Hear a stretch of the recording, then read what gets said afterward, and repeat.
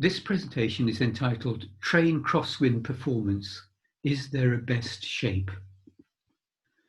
Over recent decades, there's been a great deal of work to look at train crosswind performance and to determine if there is a risk of a crosswind-induced overturning accident.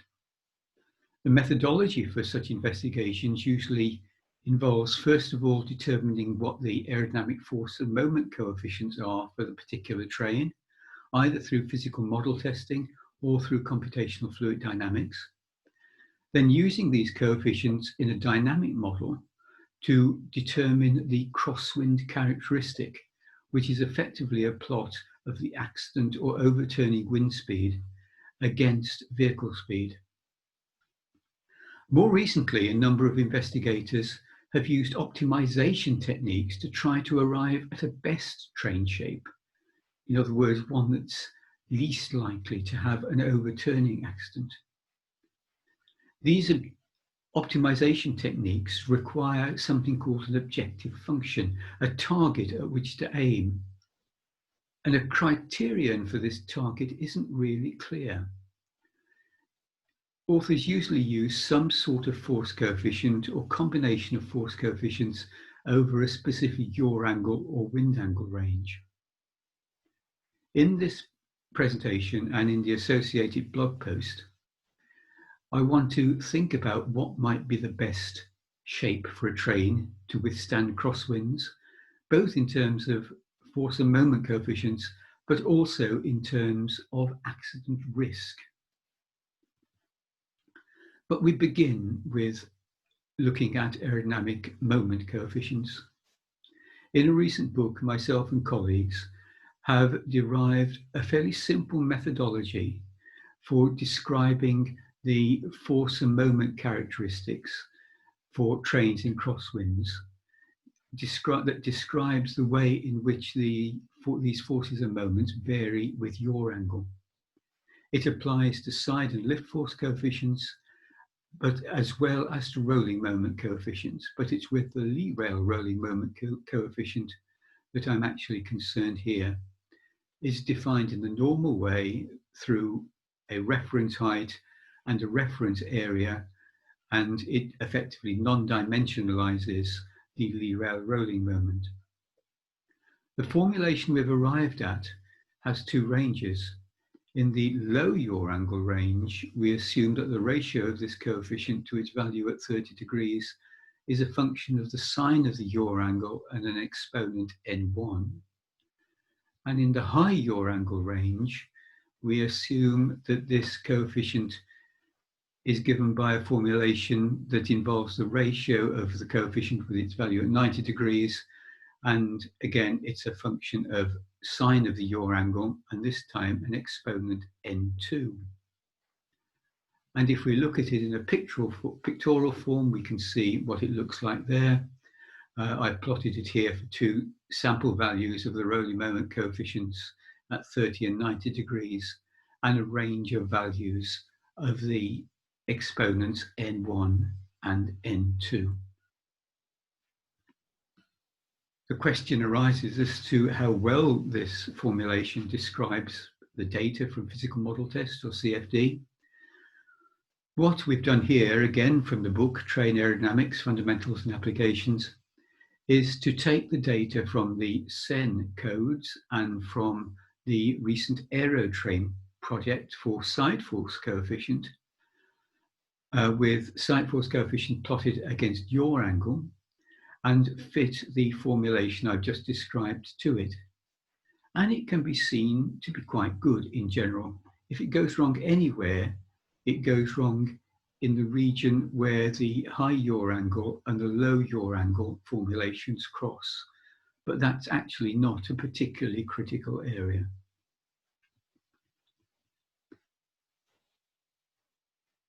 The value of N1 in particular are quite interesting because this tells us something about the train shape. A large amount of experimental data clearly points to the fact that this parameter varies with the bluntness of the vehicle. For road vehicles, for lorries, it's somewhere around 1. For blunt-fronted trains, somewhere around 1.3. For streamlined trains, somewhere around 1.5, and for trailing coaches, maybe 1.8, 1.9, something like that. The values can be determined to about 0.1, and we'll see a little later that that's of some significance. But having obtained the force and moment characteristics, we then need to calculate the crosswind characteristic. And again, how we do this is outlined in the book, Train Aerodynamics, Fundamentals and Applications. And I'm only simply going to describe the results here. Again, we have a low yaw angle range and a high yaw angle range. And in each range, we define a curve of wind velocity u against vehicle velocity v. And these curves are a function of the exponents n1 and n2 that we've talked about, and the ratio of the rolling moment coefficients at 30 and 90 degrees. In this formulation, we've normalized the wind velocity at which an accident occurs and the vehicle velocity with a parameter that we call the characteristic velocity, UC. And this characteristic velocity is a function of various train parameters, in particular train mass and train suspension parameters.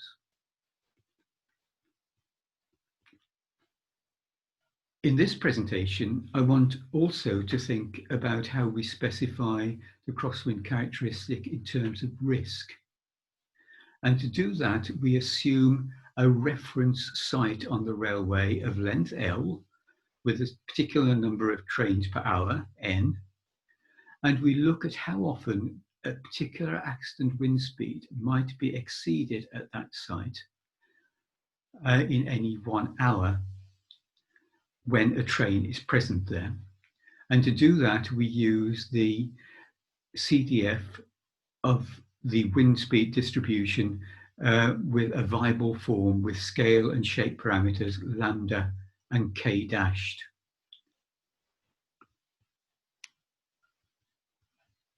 How well does this formulation fit the data? Again, we've fitted the data to the SEN and the Aerotrain train data, and again, it can be seen to be a reasonably good fit in most cases.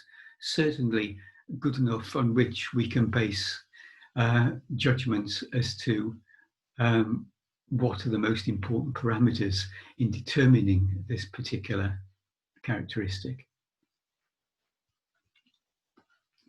The next step then is to define a base case, and we define a base case with a set of parameters that I've listed there, specific values of the rolling moment coefficient at 30 and 90 degrees, specific values of the exponents n1 and n2, a train mass of 45 tons, which gives a characteristic velocity of 38.2 meters per second, which is close to that for the high-speed trains in the SEN code.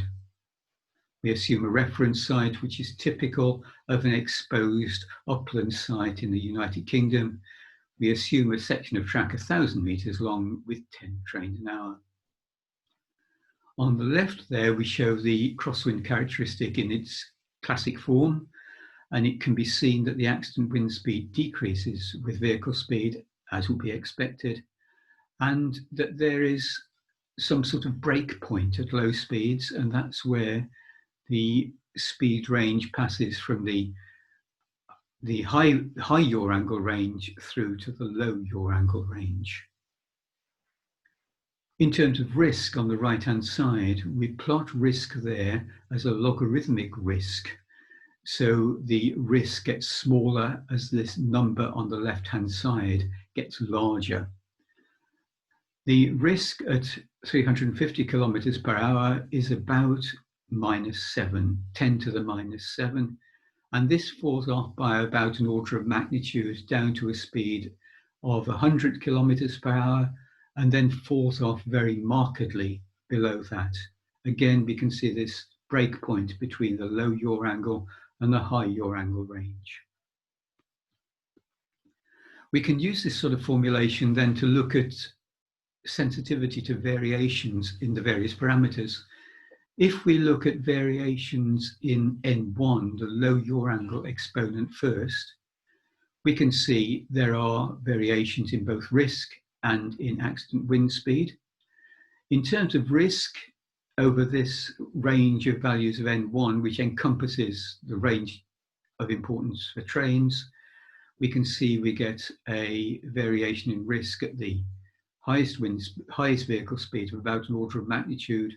The curves cross at about 175 kilometers per hour and then broaden out again below that. It's important to appreciate this, though, that we can only determine this parameter to probably about 0.1. And so the risk variations aren't actually that significant when we consider that variability in specifying the parameter. If we look at the parameter N2, the high yaw angle exponent, we can see that this affects primarily the low vehicle speed range, as one would expect.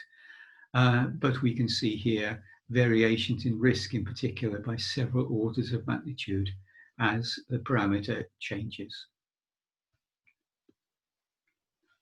If we look at sensitivity to variations in the rolling moment coefficient at 30 degrees yaw, here we do see some larger variations, a greater sensitivity in both accident wind speed and in risk.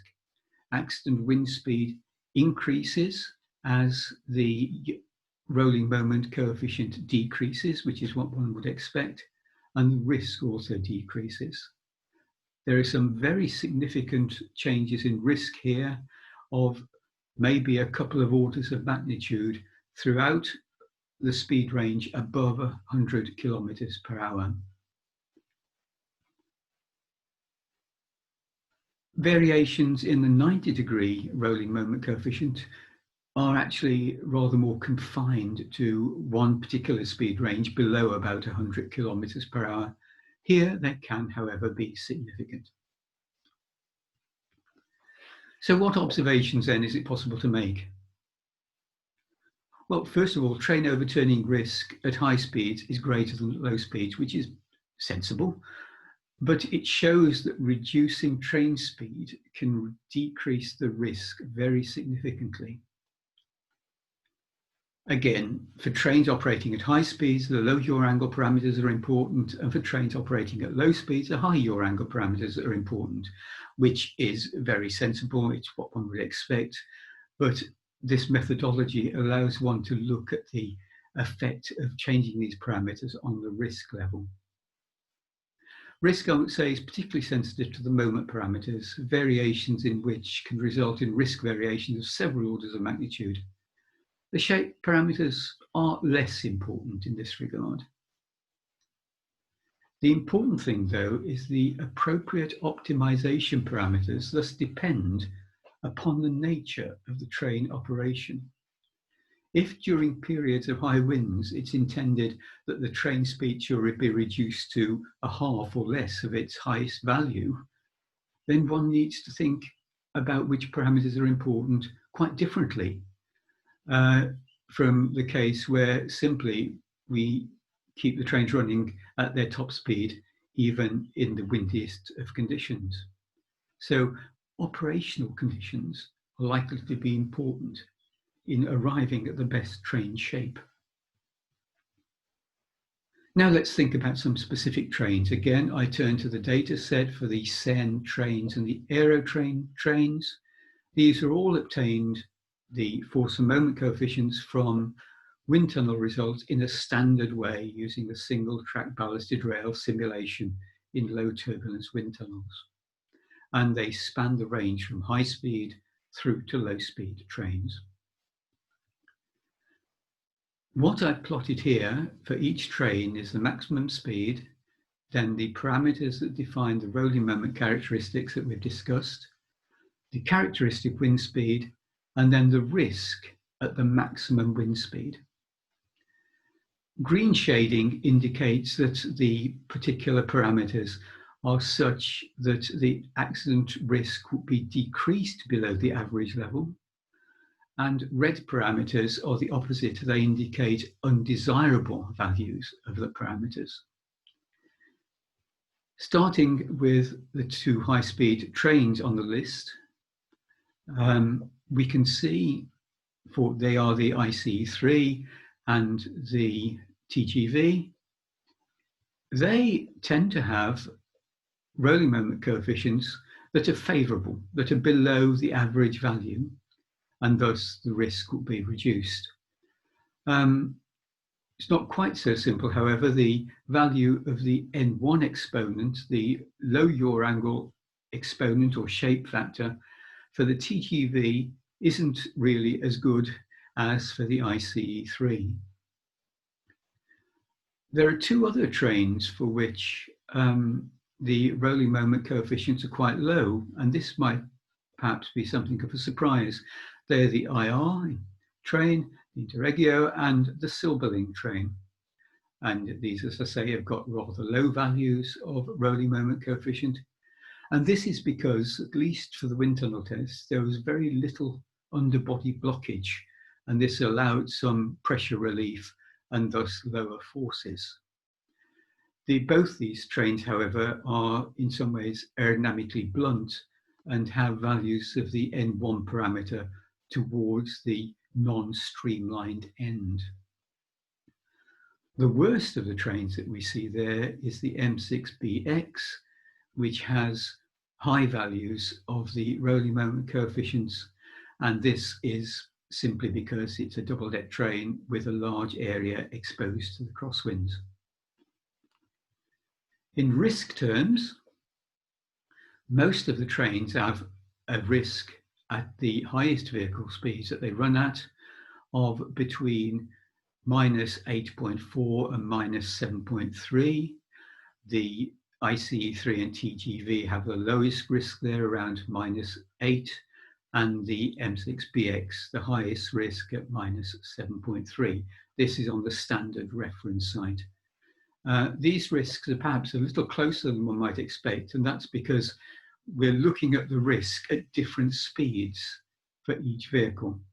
So we look at the risk for the ICE3 and the TGV at their top speeds in excess of 300 kilometers per hour, whereas for the M6BX, for example, the risk is measured at 160 kilometers per hour. The outlier there is the ADR, and that is simply because it's a very heavy train, and that results in a low risk value of -9. So, some concluding remarks. In aerodynamic terms, for high-speed trains, the low yaw angle rolling moments are the important parameters to optimize, and the ICE3 shape is best in this regard. But, and it's an important but, other factors are quite important. The vehicle characteristics, and in particular the vehicle mass, can significantly affect risk. The infrastructure characteristics, the curvature, the cant of the track, and also the topography of the track. Is it in exposed locations on top of viaducts or embankments? And also, as I pointed out, the operational mode of the train can significantly affect risk as well. So although in the abstract there might be a best shape in terms of crosswind performance, that best shape actually depends upon vehicle infrastructure and operational characteristics, as well as aerodynamic characteristics. But before we close, an afterthought. In train aerodynamics fundamentals and applications, we look at a range of parameters. One of these is nose pressure transients produced by different trains. And if we look at that, then we can see the smallest nose pressure transients expressed in peak-to-peak pressure coefficients are caused by the Volaro train shape, the ICE3 train shape, in other words. Similarly, we've made a collation of measurements of wake slipstream velocities using the normal TSI methodology. And the lowest values, again, for single and double units, are again for the S103 Volaro train shapes. and these are significantly lower than some other train shapes. So it would seem that the best aerodynamic shape of a nose or tail of a train in crosswind terms is also pretty efficient in terms of pressure transient and wake slipstream generation as well. So again, what is the best shape in aerodynamic terms? It's probably something that looks like this, the Volaro ICE3 train shape. Thank you very much for listening.